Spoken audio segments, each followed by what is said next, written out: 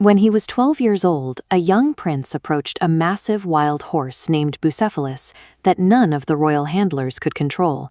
He calmed the animal, taming a beast that would become his companion for life. By the time he was 32, that boy conquered the known world, forging the largest empire in history and earning the title Alexander the Great. But behind the legendary warrior was a highly cultured intellect. From the age of 13, he was tutored in logic, science, and philosophy by Aristotle. This classical education heavily shaped his worldview. He became obsessed with the Greek hero Achilles, to the point where he kept a copy of Homer's epic poem, the Iliad, under his pillow while on campaign. Yet philosophy rarely survives royal politics. The Macedonian court was fiercely cutthroat, and staying alive meant those high-minded ideals had to be abandoned. The threat started at home. His father, King Philip II, took a new wife named Cleopatra. This severely threatened Alexander's claim to the throne, as a new pure-blood Macedonian heir could easily displace him. Then, during a royal wedding celebration, one of Philip's own bodyguards assassinated him. The kingdom was instantly thrown into a dangerous power vacuum. At just 20 years old, Alexander didn't rely on Aristotelian logic to secure his position. He used the sword. He systematically ordered the execution of his half-brothers, cousins, and any faction that could challenge his rule. The idealistic student was gone. He had ordered the death of his own family members to guarantee his absolute authority. With his domestic rivals eliminated, he took control of the highly trained, professional military his father left behind and pointed it outward. The target was the Persian Empire. The math of this invasion was absurd. Alexander marched roughly 50,000 troops into a territory that spanned from Egypt to India, defended by a standing military numbering in the millions.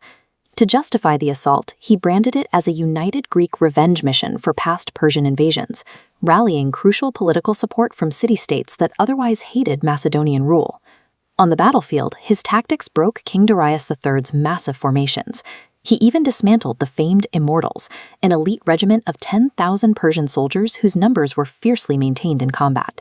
He marched straight through the heart of the empire, capturing and burning ancient power centers like Persepolis to the ground to cement his victory.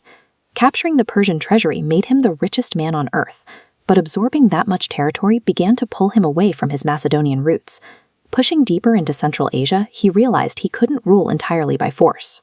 He started wearing Persian royal clothing and adopting their court customs, a move that deeply offended his veteran Greek soldiers.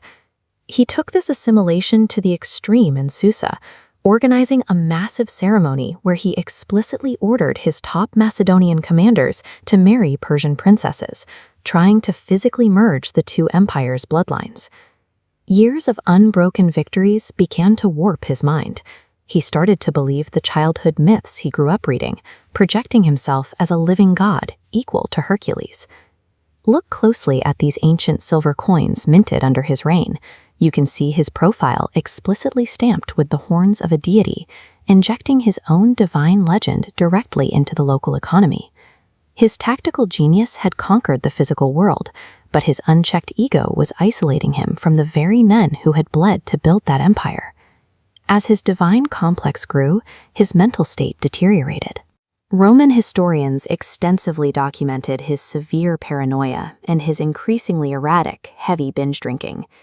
This tension snapped at a banquet. Clitus, one of his oldest friends and most loyal commanders, openly criticized Alexander's Persian lifestyle, telling him he had lost his Macedonian identity.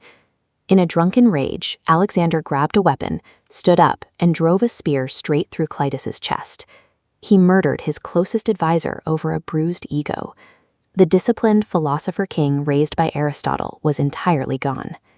Despite his mental decay, his ambition forced the exhausted army to march further east, crossing treacherous mountain passes into the unknown, difficult territory of India. The campaign was a logistical nightmare. They faced brutal monsoon weather and fierce, highly organized military resistance from local leaders like King Porus. Finally, the army broke. His own men mutinied. After years of constant warfare and thousands of miles of marching, they simply refused to go any further. The undefeated king had to order a retreat. He would never again see his homeland of Macedonia. While resting in the city of Babylon, he contracted a sudden, mysterious illness, likely malaria or an infected wound. At just 32 years old, he died.